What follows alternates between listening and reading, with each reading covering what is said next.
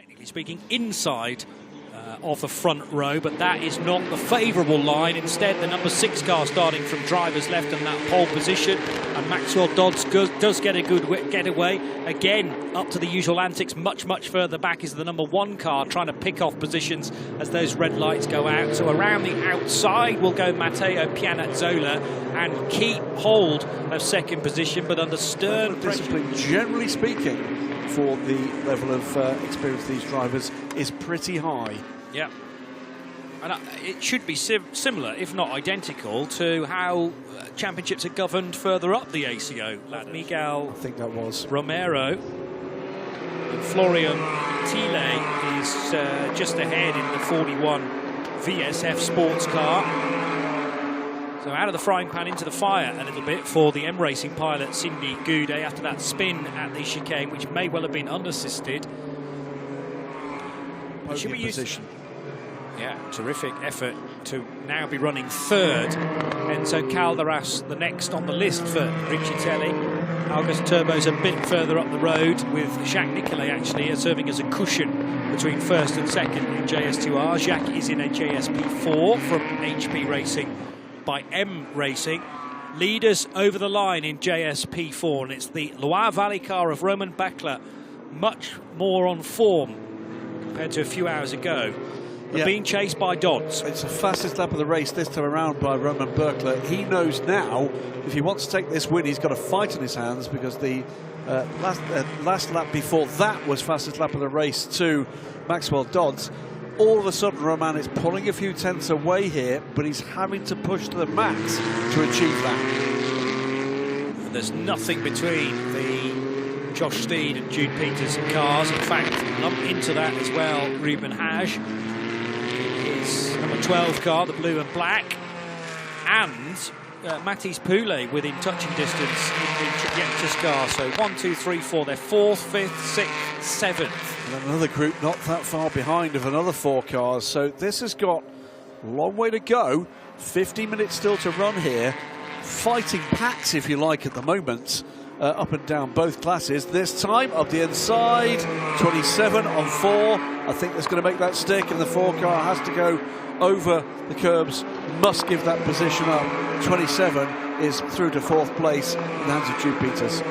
So a good example that actually you can overtake around the first bit of the chicane on the Mistral straight. Here comes the 4 car though, with a slightly better exit out of the chicane, despite it being off the road. Although, having said that, the 4 car of Josh Steed is going to lose another position to Ruben Hage in the ASM Motorsport number 12. So the blue and black car going through, and that will give him 5th. It is a driving behaviour black and white flag for car 60, Matteo Pianazzola, after that investigation into the clash with 22 that leads the race now.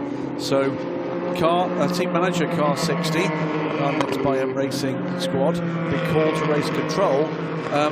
That is going to be a very final warning. Yeah, well, clearly the Pianazzola car, or Pianazzola himself, was driving in his mirrors as he headed up towards the chicane. Could see that there was a very good run on his car.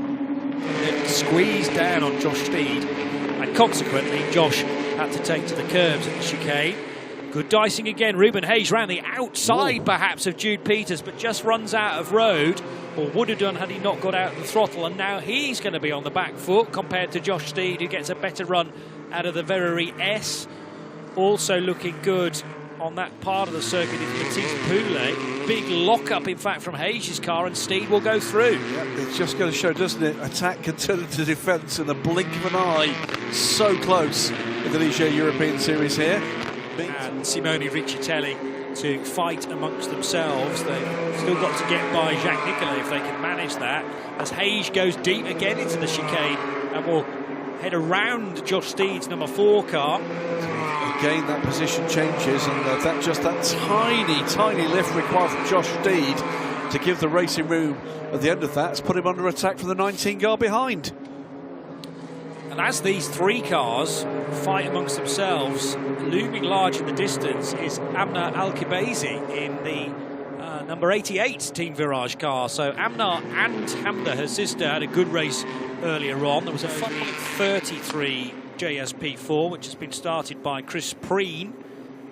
So therefore, in the interval, when they make their stop at about half distance, Christian Brooks will take over.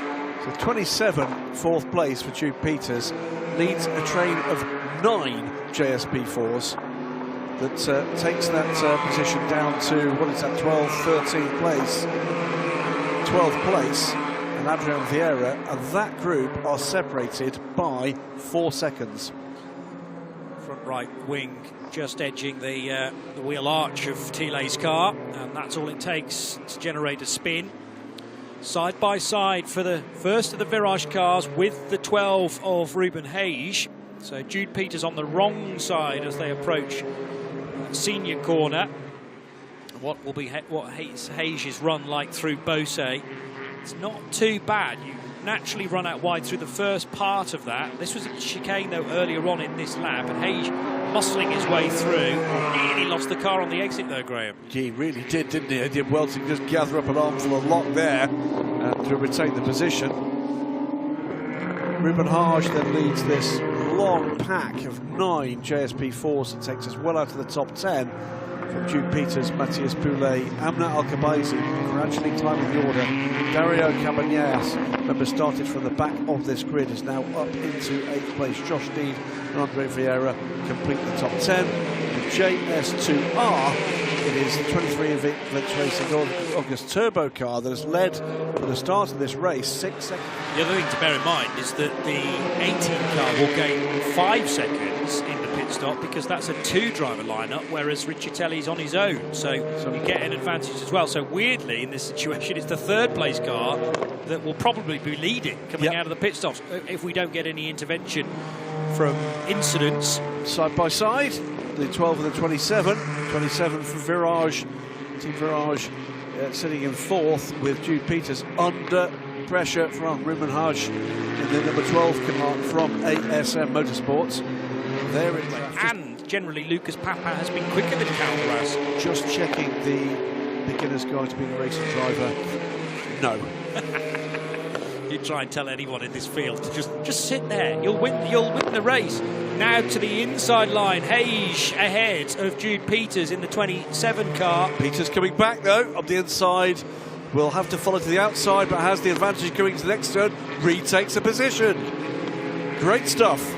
They are so equally matched, these two. We found that in the latter stint of race 1 as well. That's the great thing. I suppose if you are the second driver in the first race, everything's fresh in your mind when you get into the car for the start of the second race. And it's those that are put in for qualifying 1 that have the bigger break. They do 30 minutes of racing and then several hours off before they finally get their hands at the wheel of their cars to finish their weekend off. All the racing done in Ligier on a Saturday. Down the inside, Ruben Hage, much better on the brakes, but Jude Peters says no you don't and tries to now go around the outside of the second part of the chicane. Great line off the chicane, but can't get underneath Ruben Hage, who prevents the run for Jude Peters. Almost wider than homologated JSP4 there, wasn't it, from the number 12 car. Behind, by the way, Amna Al-Khabazi is catching the number 1 car and around the outside, and it's another pass, I think, for the 27, but passed again. This is cracking stuff from this pair, and squeaky clean to this point, at which point one of them's going to hit the other, isn't it? Squeaky clean, just as all of the tyres squeaked their way through Beausset. Now to the inside of Bandor corner, but there's no way through there either. Glorious sunshine now in the south of France for this second part of the